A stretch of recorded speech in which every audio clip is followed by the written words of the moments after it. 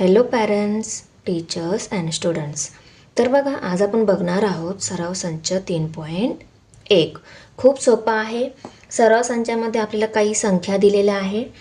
त्या संख्यांना आपल्याला अक्षरात लिहायचं आहे. त्या संख्यांना आपल्याला योग्य चिन्ह देऊन दाखवायचं आहे. संख्यांची आपल्याला बेरीज वजाबाकी करायची आहे. ओके, या प्रकारे आपल्याला संख्या वापरून या सगळ्या क्रिया करायच्या आहे. आपला एक्स्ट्रा सराव व्हावा म्हणून त्यांनी हे प्रश्न आपल्याला दिलेले आहेत. खूप सोपं आहे बघा. आता पहिला प्रश्न आहे, खालील संख्या अक्षरांत लिहा. तर ह्या संख्या अक्षरात लिहायचं. बघा, आपण पाचवीमध्ये शिकलो की नाही? हो, शिकलो. तर बघा, पहिली संख्या आहे तिला आपल्याला अक्षरात लिहायचं आहे. तर आपल्याला त्यांचं स्थान माहिती असायला पाहिजे. जसं एकचं कोणतं स्थान आहे? एकक, दशक, शतक, हजार, 10,000, लाख, 10 लाख, कोटी, 10 कोटी. येत आहे लक्षात? मग आता हे 10 कोटीमध्ये दोघं जण येतात. जसं आपण एकक आणि दशकमध्ये आपण 2 आणि 1 असं नाही लिहित. एकक आणि दशक दोघांना कंबाईनमध्ये कसं लिहितो? 21 किंवा 21 असं लिहितो, बरोबर? तर यांना एकत्रित कसं लिहायचं? 49 कोटी असं लिहिणार. 49 कोटी. आता या लाख स्थानावर हे एक आहे, हे 10 लाख स्थानावर आहे, बरोबर? लाख, 10 लाख. ओके ना? तर दोघांना एकत्रित कसं लिहिणार? 38 लाख असं लिहिणार आपण. करेक्ट? त्यानंतर आता 67,000 आणि 10,000मध्ये तर 67,000 आपण लिहिणार. त्यानंतर 521 असं लिहिणार. ओके. आता इथं बघा, एकक, दशक, शतक, हजार, 10,000, हजार आणि 10,000, लाख, 10 लाख, कोटी आणि 10 कोटी.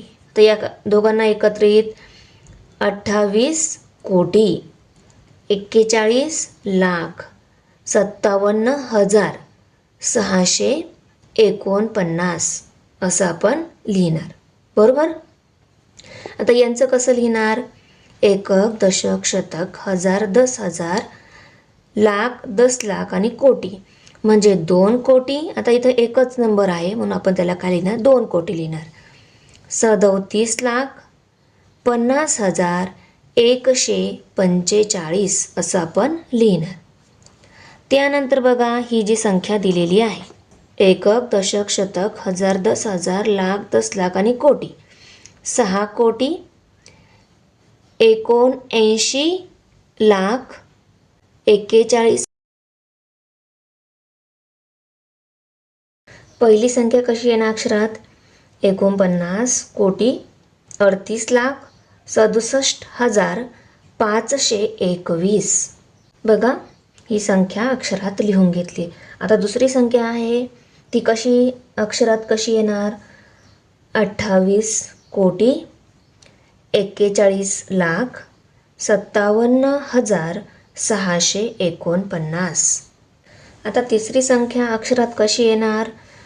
2 कोटी, 37 लाख, 50,145, 6 कोटी, 79 लाख, 81,049. त्यानंतर आपला दुसरा प्रश्न आहे, चौकटीत यापैकी योग्य चिन्हांचा वापर करा. हे दिलेल्या चिन्हांचा आपल्याला वापर करायचा आहे. तर हे चिन्ह आपण केव्हा वापरतो? जेव्हा याच्या पाठीमागची संख्या छोटी असेल आणि याच्या पुढची संख्या मोठी असेल तेव्हा आपण हे चिन्ह वापरतो, बरोबर? आणि हे चिन्ह केव्हा वापरतो? जेव्हा याच्या पुढची संख्या मोठी असेल, पाठीमागची संख्या छोटी असेल तेव्हा आपण हे चिन्ह. आणि हे केव्हा वापरतो?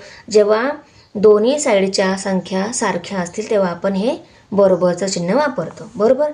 आता बघा, 59 लाख, 21,492, 64 लाख, 79,426.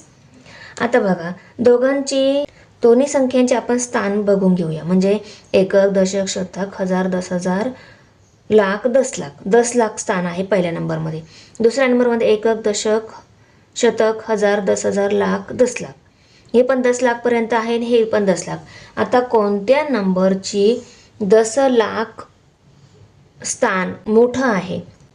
10 लाख स्थान याचं हे आहे, याचं 10 लाख स्थान 5 आहे. 6 आणि 5 मध्ये कोण मोठा असतो? 6. तर ही संख्या काय झाली आपली? मोठी. तर आपण असं चिन्ह दाखवणार. आता या दोन्ही संख्यामध्ये कोणती संख्या मोठी आहे? ऑब्विसली आपण काय म्हणणार, कारण याच्यामध्ये काय आहे, 1000 स्थान आहे, याच्यामध्ये एकक स्थानच आहे फक्त, त्याच्यामुळे 1000 स्थान असलेली संख्या काय असणार आहे, मोठी. आपण असं चिन्ह देणार.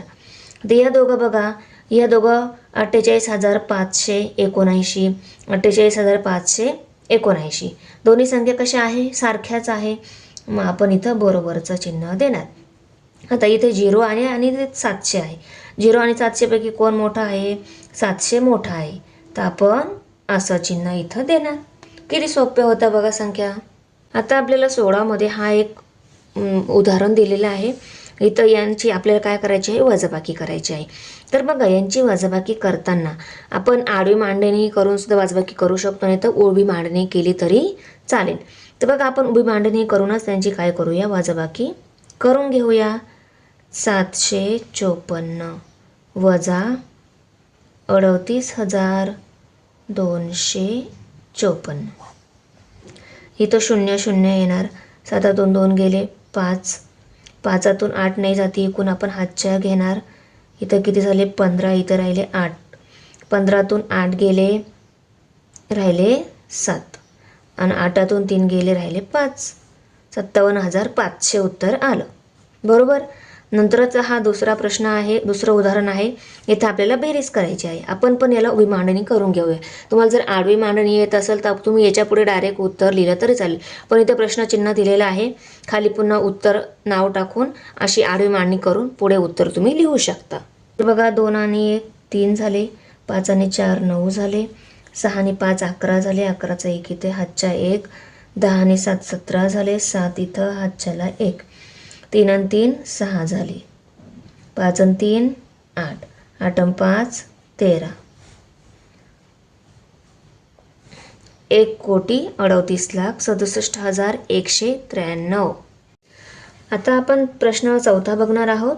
शालेय पोषण आहारासाठी जून महिन्याचा खर्च रुपये 87,000 होता.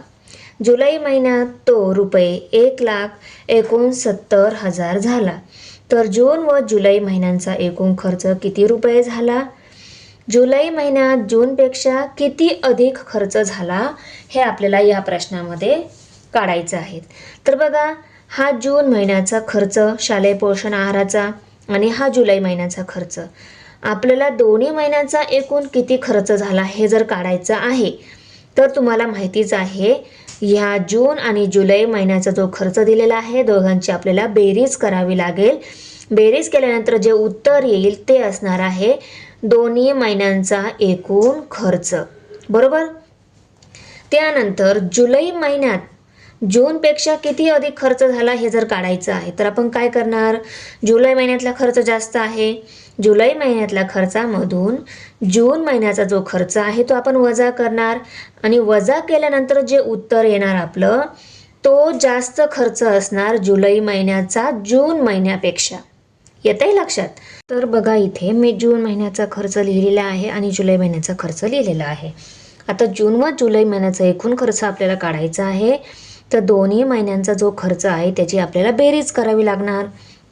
तर बघा, शून्यामध्ये शून्य मिळवले, 0 0 अधिक 0 0 0 अधिक 0 0, 7 अधिक 9 16, 16चा 6 इथे, हातचलाला 1, 7 आणि 7 14 आणि 1 15, 15चा 5 इथे, हातचलाला 1, 1 आणि 1 2, 2,56,000 हा काय झाला, जून व जुलै महिन्याचा एकूण खर्च घेतला. जून व जुलै महिन्याचा शालेय पोषण आहारासाठी एकूण झालेला खर्च रुपये 2,56,000.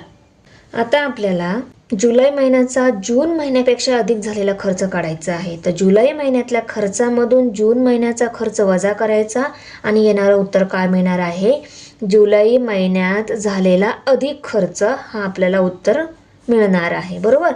तर आपण याची वजाबाकी करून घेऊया. 0तून 0 गेला 0, 0तून 0 गेला 0, 0तून 0 गेला 0. आता 9तून 7 गेले, राहिले 2, 6तून 8 ने जाती, एकूण हातच्या घेऊ, इथं राहिला 0, इथं झाले 16, 16तून 8 गेले, राहिले 8, म्हणजे 82,000 हा जुलै महिन्याचा जून महिन्यापेक्षा अधिक झालेला खर्च.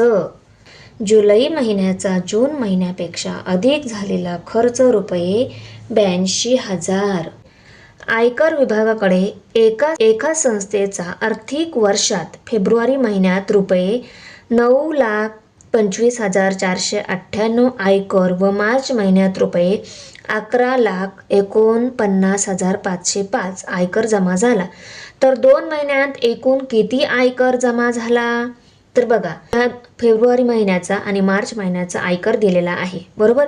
हा आहे फेब्रुवारी महिन्याचा, हा आहे मार्च महिन्याचा आयकर. आपल्याला काय काढायचं आहे?